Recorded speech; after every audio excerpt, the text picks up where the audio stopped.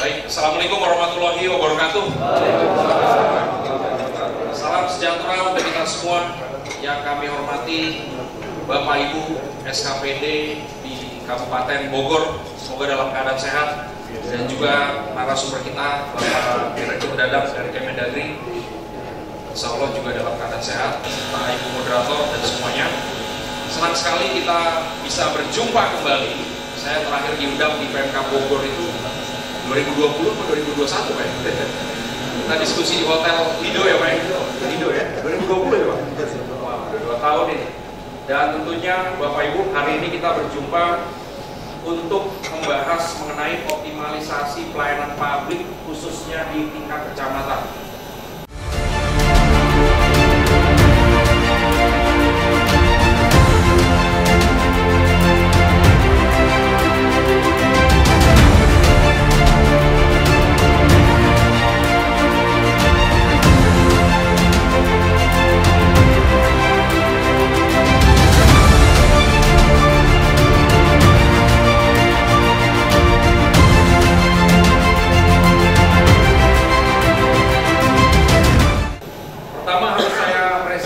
Karena Kecamatan Bogor ini jumlahnya terbanyak se-Indonesia, bener apa enggak? Tepuk tangan dulu dong. Ya, jadi harusnya udah provinsi ya. Oleh karena itu, camatnya banyak, wilayahnya banyak, tentu tantangannya juga banyak, tugasnya juga banyak. Jadi kita harus mendukung apa yang sudah diinstruksikan oleh Pak Bupati tadi, ya. Setiap camat harus bisa, kalau kita intisarikan ya Bapak Ibu mohon izin, apa yang tadi disampaikan Bupati, Pak Bupati ini tersirat. Ada 3 hal kalau saya catat. Yang pertama, setiap camat harus punya program yang wow, yang pro rakyat. Ya, kalau enggak apa yang mau didiskusikan ke beliau? Apa yang minta arahan ke beliau? Kalau Bapak Ibu hanya diskusi sehari-hari. Yang kedua, Bapak Ibu harus meningkatkan kualitas manajemen media dan kualitas komunikasi pada publik. Itu yang ketiga. Ya, tadi saya diskusi dengan di VIP Room dengan Pak Bupati, bahwa Pak Bupati bilang kita ini sebenarnya banyak program Pak Hamri, tapi masyarakat jarang tahu, media jarang tahu. Nah, saya sampaikan ke Pak Bupati, betul Pak Bupati. Kalau kita sholat, kita ngaji 5 waktu, cukup Allah Subhanahu Wa Taala yang tahu. Masyarakat nggak perlu tahu, bener apa enggak?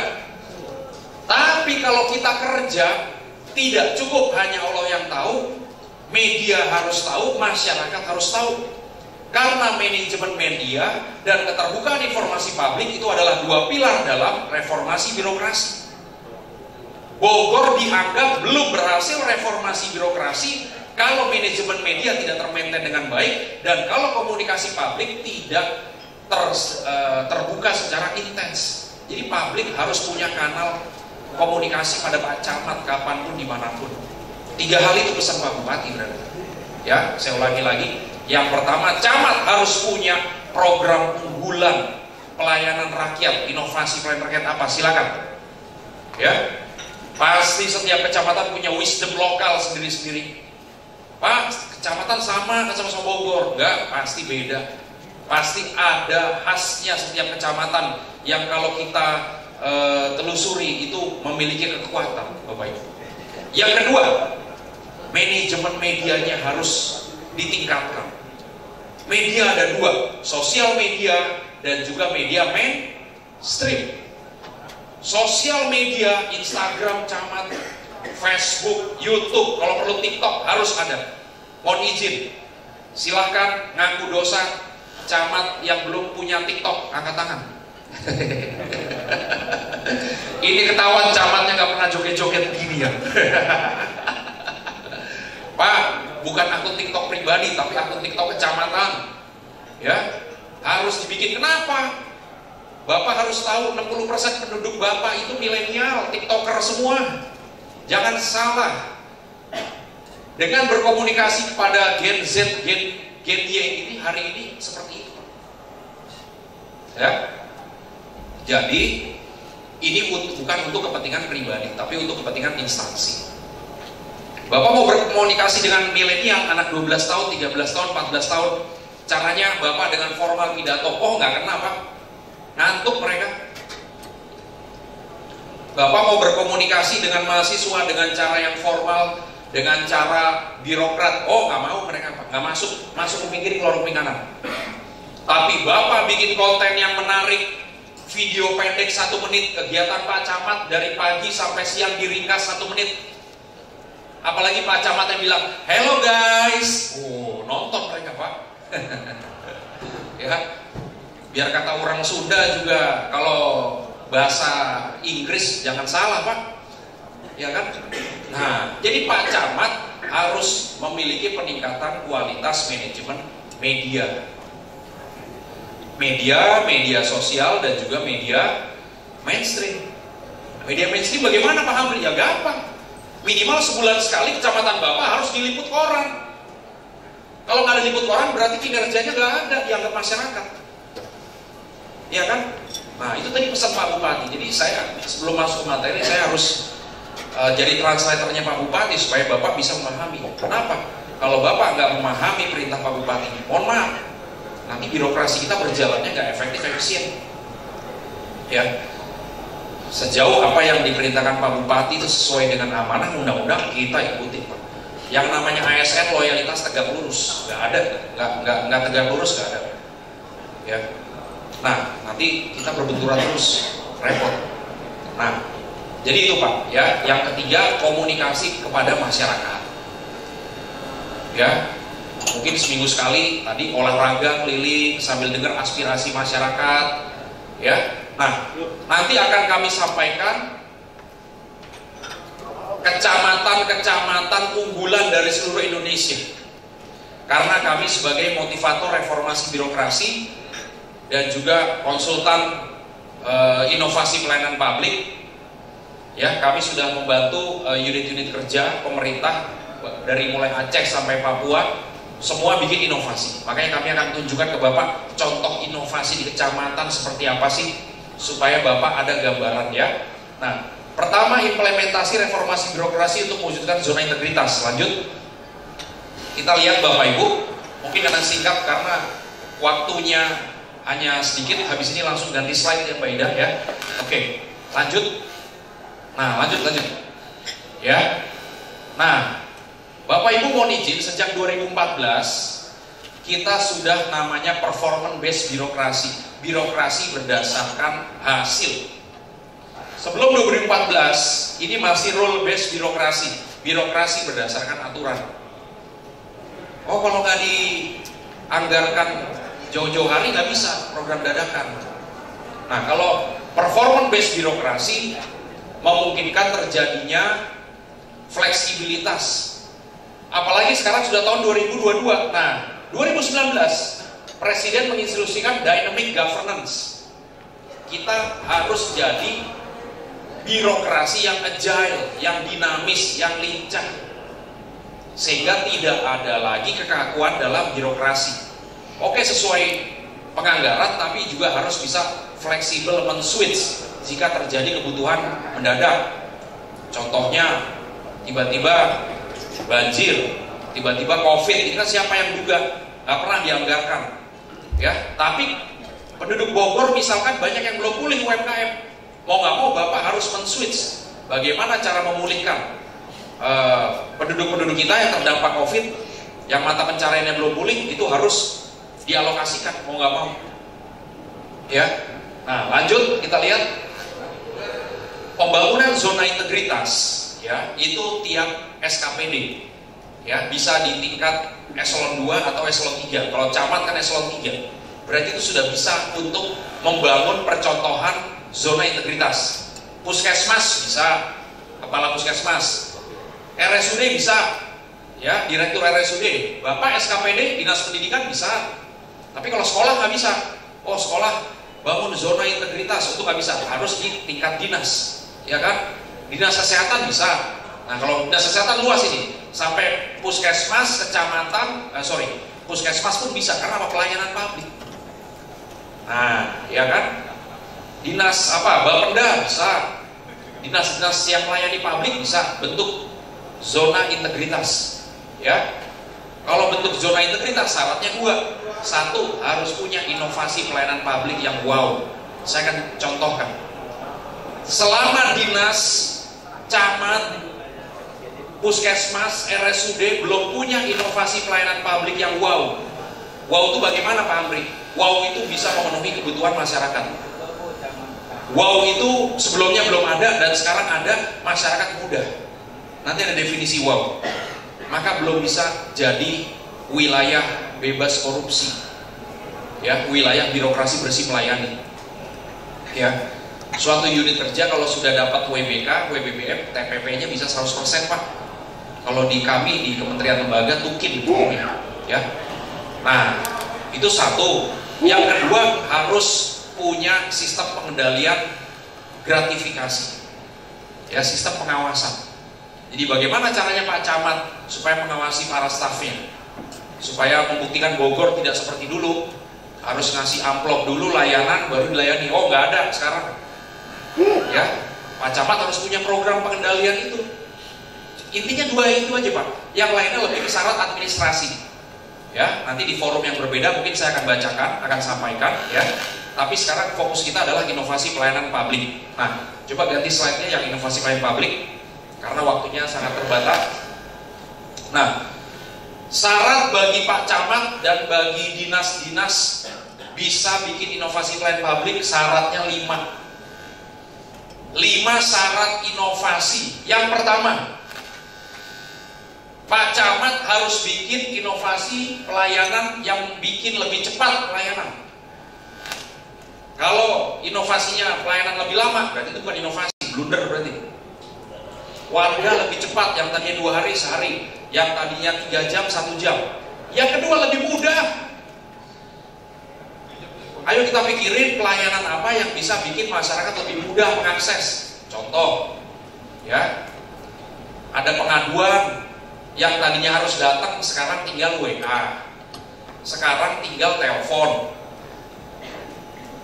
Yang tadinya harus datang ke kecamatan, seminggu sekali Pak Camat bikin olahraga keliling. Ada apa? Ada apa? Nah itu lebih mudah. Coba kasihan kalau mereka harus ke kantor kecamatan, kalau mereka. Nah sekarang Pak Camat yang datang jemput bola. Yang ketiga, pelayanan harus lebih murah. Murah ini bukan PNBP, ya kan? Bukan bayar pajak yang dimurahin, bukan.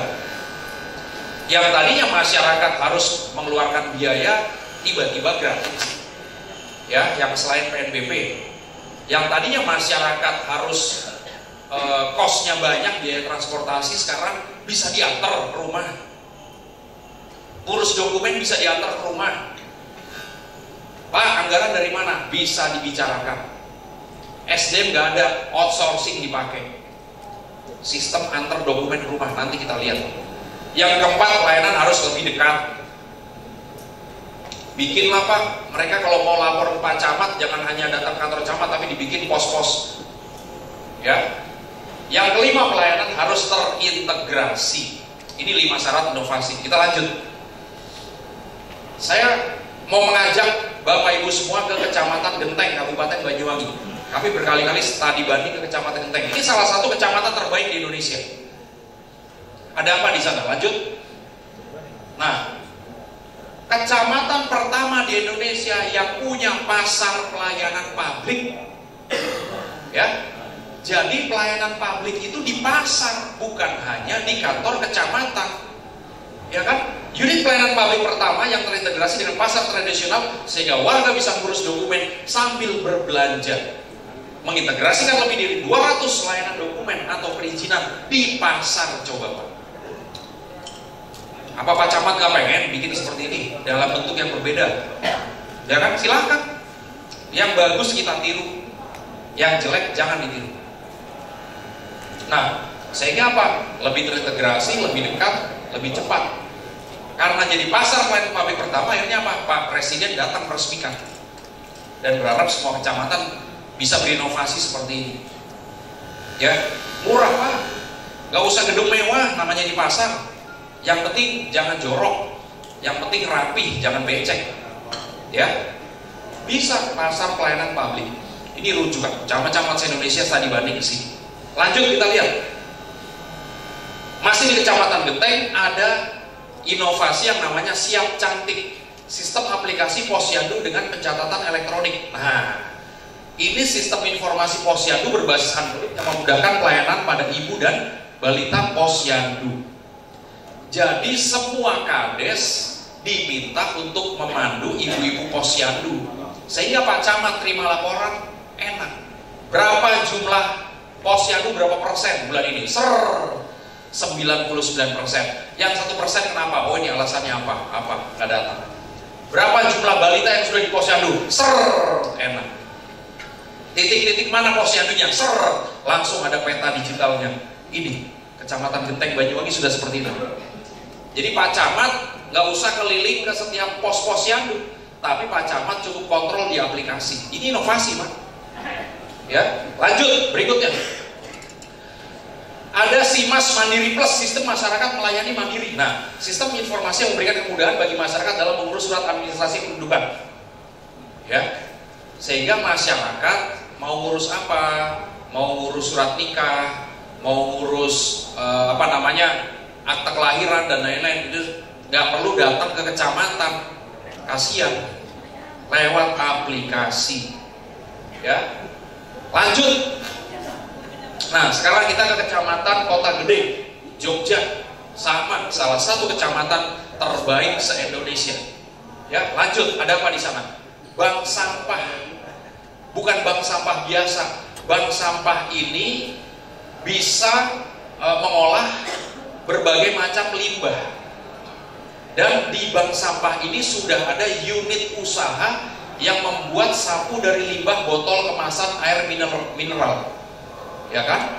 Nah, sehingga ibu-ibu PKK terbina dan dapat meraih Adipura 2019. Ya kan? Jadi bank sampah di tiap kecamatan ini sudah memiliki sentra usaha sapu. Ibu-ibu diberdayakan ekonominya, membantu ekonomi keluarga. Jadi nggak tiap tanggal 1 ibu-ibu nunggu gajian suaminya. Ibu-ibu dapat uang mingguan di sini. Nanti dikumpulin, dijual bareng. Itu bahan bakunya gratis. Bank sampah diolah bareng. Ayo Pak Camat, ini salah satu inovasi pemberdayaan UMKM. Nanti Pak Camat mau pemberdayaan pemuda, pemberdayaan lansia, pemberdayaan apapun, silahkan. Ini yang dimaksud Pak Bupati. Ayo, harus ada program dari masing-masing kecamatan. Ya, kita tunjukkan Bogor berkembang jauh lebih baik. Tepuk tangan untuk Bogor. Harus bisa, Pak.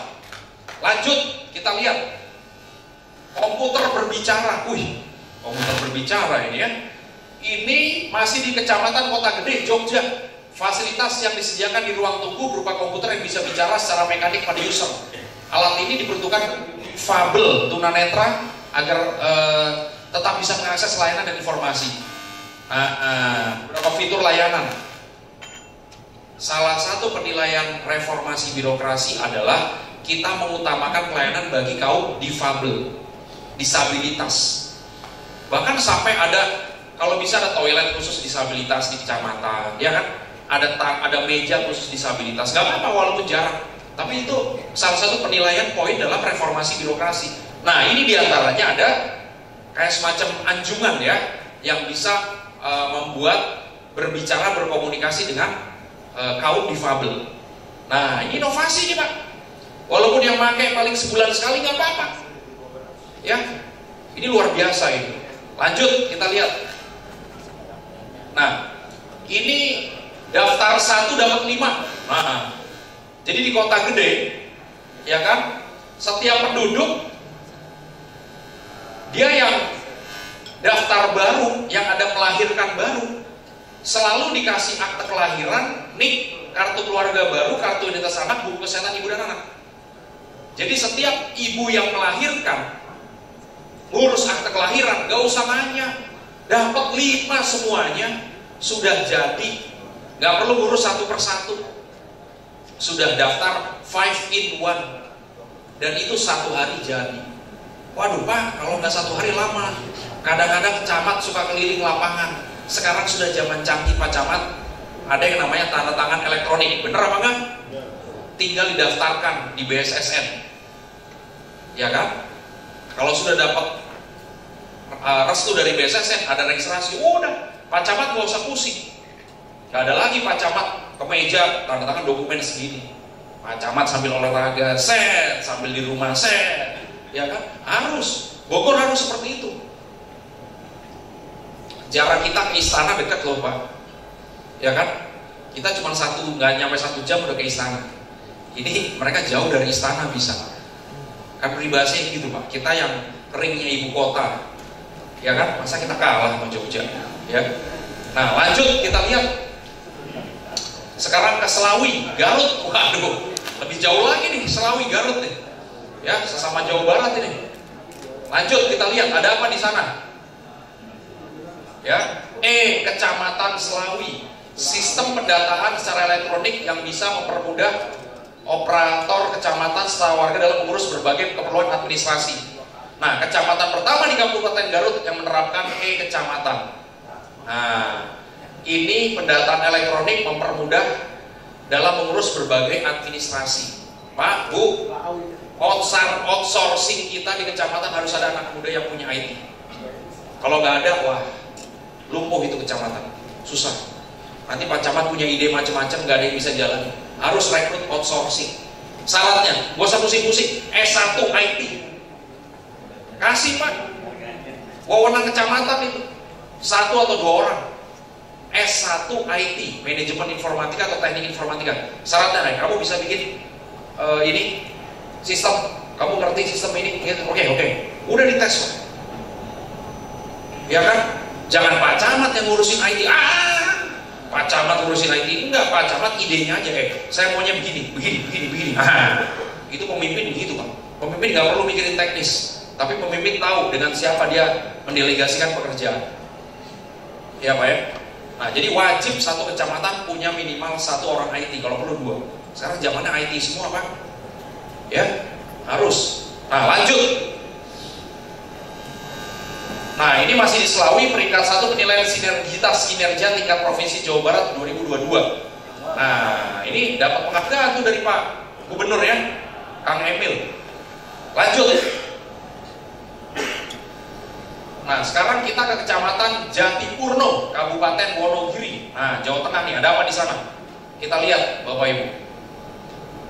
Ada Simpoktan, sistem yang menampilkan berita seputar pertanian, tips-tips mengolah lahan pertanian, event-event tentang pertanian, statistik pertanian.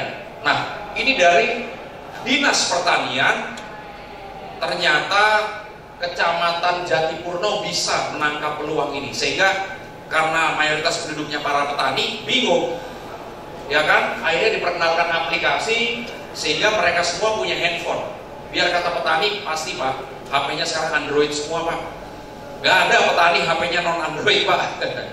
Ya kan, akhirnya bisa buka sendiri. Oh, saya mau akses pupuk ke sini. Oh, saya mau konsultasi tumbuhan saya kena hama ke sini. Oh, saya mau dapat bantuan bibit dari sini. Saya di sini. Nah, ini Pak.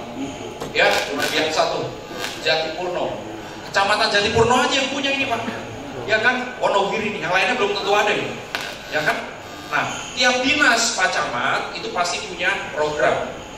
Dinas pendidikan ada program, dinas ketahanan pangan ada program, silakan Bapak berkolaborasi. Ya, karena camat kepanjangan tangan dari bupati.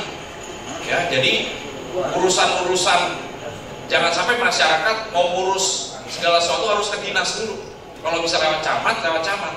Karena camat yang ada di wilayah. Oke, lanjut kita lihat. Ya, ada e-komunitas. Nah, e-komunitas ini ada database artikel informasi yang bisa ditayangkan melalui website, terkaitannya manajemen data. Ya, jadi big data itu adalah salah satu faktor penguat reformasi birokrasi. Pak Camat sudah pernah bikin big data belum sama warganya? Warga saya berapa ribu sih? Profesinya apa? Umurnya berapa? Yang gadis berapa? Yang janda berapa? Yang janda kembang berapa orang? Yang janda sudah expired berapa orang? Nah, harus tahu Pak Camat. Pak, saya 2018 terbengong-bengong ke kantor desa Ketapang, Banyuwangi. Saat saya dibanding Pak. Satu desa dia penduduknya 22.000 di Banyuwangi. Langsung dibukain Pak, ini tahun 2018. Pak Hamri mau tahu penduduk saya, demografinya berapa orang, penghasilannya berapa? Tahu kenapa? Setiap bayar pajak pasti ketahuan penghasilan. Itu baru sekantor desa Pak, bukan kantor camat Pak. Hitungan detik. Jenis kelamin, strata ekonomi ABC, riwayat penyakit karena nyambung ke puskesmas, pernah berobat apa berobat, itu Bapak bisa catat desa Ketapang Banyuwangi. Baru saya tahu, oh ternyata hampir semua desa se-Banyuwangi itu sudah berbasiskan IT. Dan hebatnya lagi Pak Camat, kayak saya baru dengar, satu-satunya kepala desa yang saya ketahui yang bisa ngasih ucapan selamat ulang tahun ke 22.000 warganya on time. Kenapa? Tanggal lahir warganya tahu. Jadi setiap dibikin tanggal ulang tahun warganya, jam 00.0024.00 WIB dikirim email dan WA ucapan selamat ulang tahun, logo PMK Banyuwangi tertanda Kepala Desa Ketapang Banyuwangi. Jadi kalau ada seorang istri tidur jam 12 di Banyuwangi, HP-nya bunyi, ucapan selamat ulang tahun dari Pak Kades. Padahal suaminya sendiri kadang-kadang lupa kalau istrinya ulang tahun, diwakili Pak Kades duluan. Itu kejadian di Banyuwangi, udah by system. Jadi kadang-kadang suami di Banyuwangi cemburu, waduh Pak Kades lebih perhatian pada istriku daripada aku. Karena apa? Kadesnya luar biasa. Nah, silakan Bogor mau bikin seperti itu juga bisa. Tepuk tangan untuk Bogor. Nah, saya harus, tugas saya sebagai motivator harus manas-manasin Bapak. Iya Pak? Loh iya. Tugas saya harus membuat Bapak gak nyaman dengan kondisi sekarang. Loh itu tugas saya, benar. Kalau tugas saya membuat Bapak nyaman, Bapak gak usah undang saya. Ya, tugas saya membuat Bapak merasa ada yang tidak baik-baik dalam tim saya. Berarti saya harus berubah sesuai yang disampaikan narasumber. Benar apa enggak Pak Camat? Ya, harus. Saya membawa Bapak ke alam yang tidak nyaman. Jadi kalau Bapak mau nyaman, bukan di sini tempatnya. Ya, kita nggak bisa hidup bernyaman-nyaman terus. Masyarakat butuh pelayanan kita, butuh perubahan. Ya, kita hapuslah Pak. Image Bogor ini kan belum pulih 100%. Benar apa enggak Pak? Belum pulih 100%. Bapak masih dipantau loh Pak. Hati-hati Pak. Oleh karena itu tunjukkan kinerja kita Pak. Tunjukkan 3 hal tadi Pak. 1, inovasi. 2, Bapak punya komunikasi diperbaiki. Komunikasi sosmed, ya kan? Publikasi sosmed sama publikasi media mainstream. Yang ketiga, komunikasi kepada masyarakat dan komunikasi vertikal kepada bupati, kepala dinas diperbaiki Pak, dan kepada bawahan. Udah 3 itu aja Pak. Gak usah susah, 3 itu aja Bapak bisa perbaiki. Ayo Pak, Bogor insya Allah bisa lebih baik Pak. Kita singkirkan image Bogor yang kurang baik. Ya, gak enak Pak. Sebagai birokrat kalau kita dapat stempel atau stigma yang kurang baik, gak enak Pak. Kita tunjukkan dengan kinerja. Saya yakin Bogor pasti bisa. Tepuk tangan untuk Bogor. Lanjut. Nah, ini ada masih di Jatipurno. Gempur Dadi Siji, generasi muda Jatipurno dalam edukasi dan inisiasi giat Gonyawiji. Wah, bahasa apa? Nanti Pak Camat jangan mau kalah, pakai bahasa Sunda Pak Camat. Ya kan? Harus wisdom lokal. Ini kan saya contohin Jawa, ya kan? Nah, ini forum komunikasi anak muda dalam meningkatkan peran serta generasi muda serta agen perubahan, agen pembangunan dan agen pembaruan. Nah, terbentuknya forum komunikasi generasi muda Jatipuro, terselenggaranya acara kegiatan kebersamaan dalam Gonyawiji, bersama-sama membangun Kecamatan Jatipuro. Kecamatan punya agen perubahan dan memberi ruang kreativitas bagi anak muda Jatipurno. Wah, kalau Pak Camat bikin kayak gini hebat. Anak muda didata, ayo, kamu punya potensi apa? Kamu punya potensi apa? Pak, anak muda, mereka tuh punya ide yang luar biasa. Pak Camat harus wadahi. Kalau nggak diwadahi pasti rusuh, bener apa enggak? Rusuh Pak, narkoba lah, ya kan? Tawuran lah, macem-macem. Anak muda begitu Pak, dia punya kreativitas nggak diwadahi oleh Pak Camat, oleh Pak Kades. Akhirnya apa? Dia pengen nunjuk gigi. Anak muda tuh pokoknya pengen nunjuk gigi Pak, pengen show off. Nggak peduli itu positif, negatif. Kalau kita nggak bisa bikin positif, dia akan unjuk gigi dengan cara negatif. Yang penting unjuk gigi. Itu anak muda, Pak. Bikin Pak Camat. Camat Kap, lomba meme, misalkan, ya kan?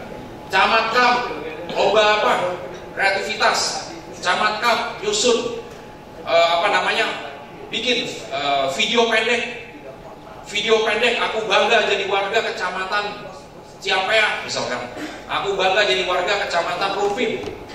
Gimana caranya? Pokoknya mereka itu membangun kecamatannya, ya. Hadiah murah, Pak. Hadiah 1 juta, 2 juta, ya kan? Dalam bentuk apa itu? Udah senang mereka, Pak. Sponsor banyak, Pak, yang mau, Pak, ya kan? Sponsor mau dari bank ini dari wah, gampang itu, Pak. Kalau Pak Camat mendatangkan sponsor 100 juta itu nggak susah. Lanjut, kita lihat terakhir nih, Kecamatan Coblong. Nah, di Bandung, Pak, Coblong, ya kan? Ada mini comment center. Comment center ini untuk mantau ruangan. Bayangin, Pak, ini camat bukan bupati, Pak, ya kan? Tidak semua bupati punya comment center. Ini Pak Camat punya comment center. Coba bayangin, ya. Diakses bagi masyarakat luas yang ingin melihat kegiatan kondisi lingkungan, memudahkan mencari data. Jadi Pak Camat ini bisa melihat desa ini, bagaimana program vaksin, bagaimana ini, angka tawuran di mana. Oh, itu bentuknya peta kecamatan, jalan, ya kan? Yang masih nganggur berapa orang, di mana pengangguran. Jadi Pak Camat punya ruang kontrol kendali, kayak ruangannya CIA Amerika, Pak.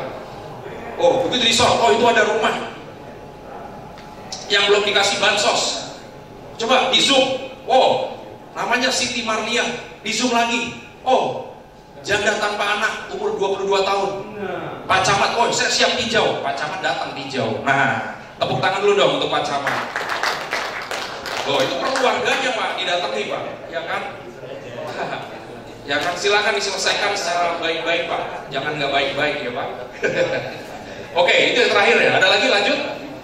Ada Coblong Mobile, ya, memuat produk kuliner olahan warga dan berbagai restoran di sekitar. Mobil rental hingga pemesanan tiket. Sarana pengaduan seperti, nah, nih di Kecamatan Coblong. Contoh, warga saya yang usaha kuliner berapa orang? Nih saya Pak Camat 100 orang. Data kalian daftarin di aplikasi.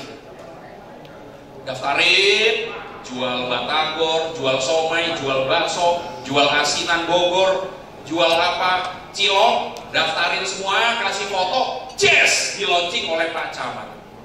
Jadi warga Bogor, warga ini Coblong, kalau beli makanan nggak keluar Kecamatan Coblong, nih pesan aja.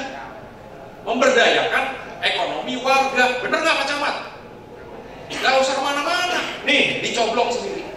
Sampai mobil rental hingga pemesanan tiket kereta.